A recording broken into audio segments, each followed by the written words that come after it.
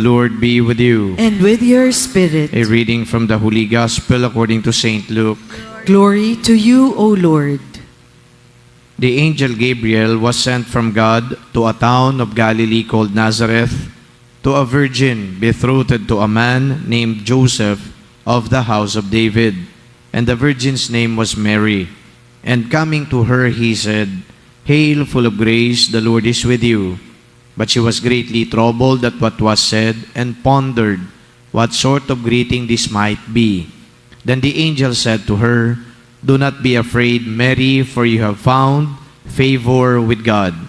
Behold, you will conceive in your womb and bear a son, and you shall name him Jesus. He will be great and will be called Son of the Most High. And the Lord God will give him the throne of David his father, and he will rule over the house of Jacob forever, and of his kingdom there will be no end." But Mary said to the angel, "How can this be, since I have no relations with a man?"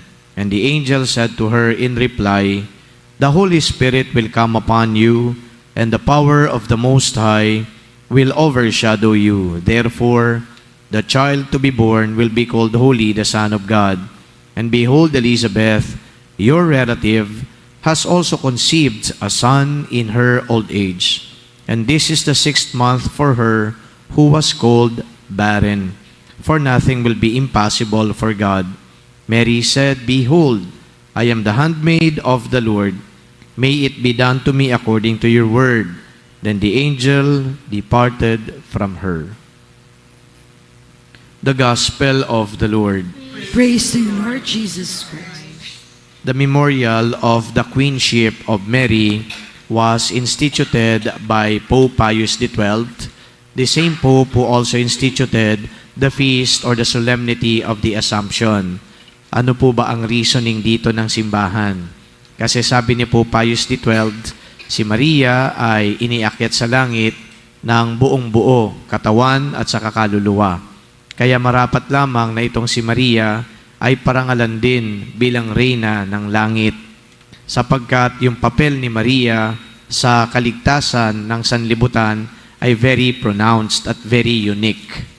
So walang ibang babae at walang ibang nilalang ang siyang naging daluyan ng biyaya sa katauhan ni Jesus. Ito ay sa pagkatao ni Maria. Kaya nung siya ay inakyat sa langit, sabi ng simbahan, sa pamumuno ni Pope Pius XII, kailangan natin siyang kilalanin bilang reyna ng langit.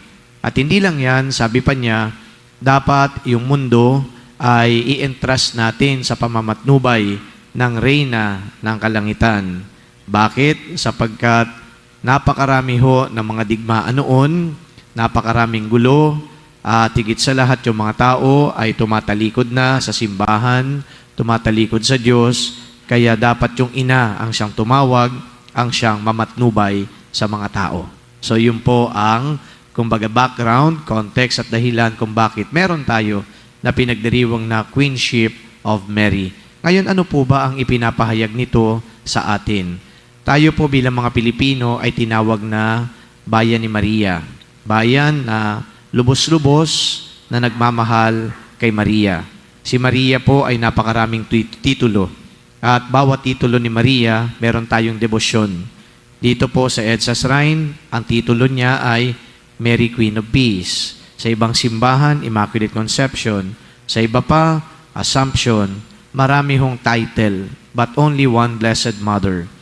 And then, yung pag sinabi nating only one Blessed Mother, I think that also pertains to her unique role in the history of our salvation. She was the only one chosen, nobody else, to be the mother of Christ. So yung unique, special na papel, highlighted. Kung kaya naman, sa mata ng Diyos, kung sa mata ng Diyos, siya ay special, siya ay unique, marapat lamang na sa mata natin, siya din naman ay ituring nating special.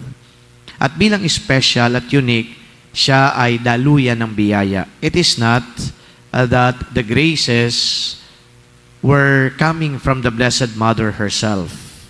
Ang dapat na maintindihan natin dito, siya ang daluyan, okay, pinagdadaanan ng biyaya.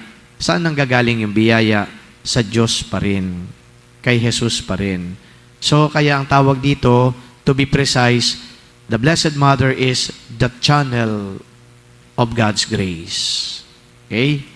Kaya, kapag tayo ay nagdadasal, hindi naman natin hinihingan talaga directly si Maria ng ipagkaloob niyo to sa akin, sana ganito pong mangyari sa amin, kundi sasabihin natin, Lord, through the intercession of the Blessed Mother, please heal us from our sickness. Please do this to us. Please free us from this malady. Laging ganun, ano? Through the intercession of the Blessed Mother, kasi channel siya ng grace.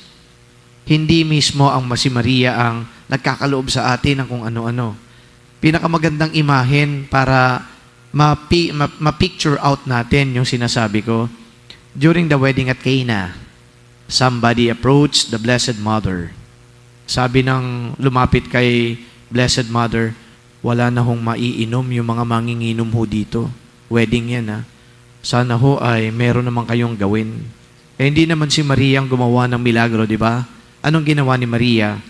In turn, siya ay lumapit sa kanyang anak, my son, you know the drunkards here are still wanting in wine. So please do something. I don't want them to go home na bitin. Dapat umuwi sila na susuray-suray. O baka ganun, ano? Hindi naman siyempre ganun na eksaktong dialogue, di ba? But then, the point of the matter is, the Blessed Mother was telling her son, gumawa ka ng paraan. So, channel siya ng grace, di ba? So, kaya, magdadasal tayo sa kanya, not because she is equal to God.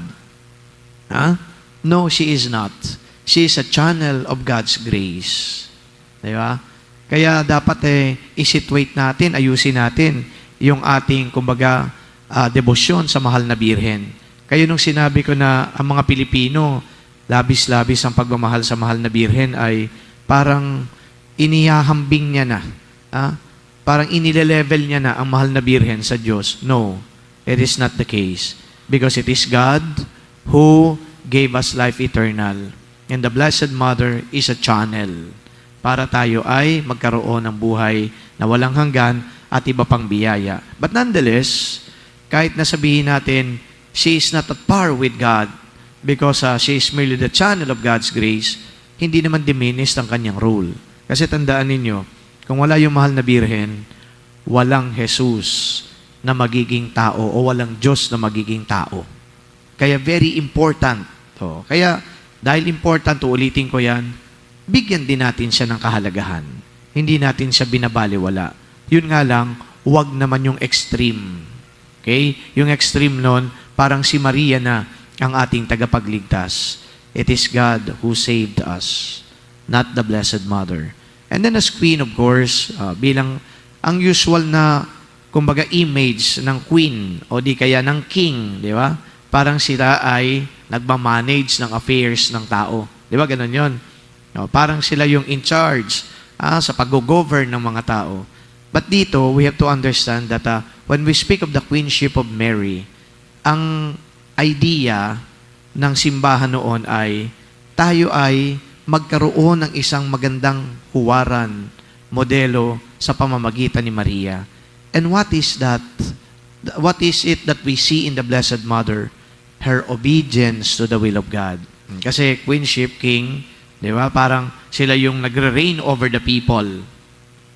Now that she is queen, dapat tayo ay magpasailalim sa kanyang pamamatnubay at sa halimbawa. Ano yung mga halimbawa na yun? Humility, simplicity, docility, ang dami pa. So she becomes our model. So when we live our lives, we look up to her so that she becomes the ideal person na pwede nating tularan. Kaya ako, kapag halimbawa nagdadasal, tinitingnan ko si Maria, ano ba ang kulang sa akin? At ano ang makikita ko o nakikita ko kay Maria? And then, it dawned on me na, naku, ako pala minsan ay medyo arrogant. Ako pala minsan ay sumosobra-sobra na rin. Nawala na ako ng humility. Puro na lang kahambugan, kayabangan. And so I pray, the Blessed Mother, I subject myself to your patronage. May I be humble like you. take away my arrogance. Yung mga ganong bagay, yun po yung dasal natin. Now, as we continue to celebrate this Eucharist, first of all, of course, thanks be to God for giving us her own mother to be our mother too, to be our guide, to be our protector, and of course, somebody who gives her love to all her children. Pangalawa, sana po Lord, kung i-challenge man po kami na mamuhay ayon sa diwa po ninyo, sa kalooban ninyo, sana po ay ibigay nyo sa amin ng biyaya na matularan din namin si Maria. Because in everything, it is the Blessed Mother who is the perfect disciple for her simplicity, docility, obedience, faith, and openness to your will. Sana nga, maging katulad tayo ni Maria. Amen.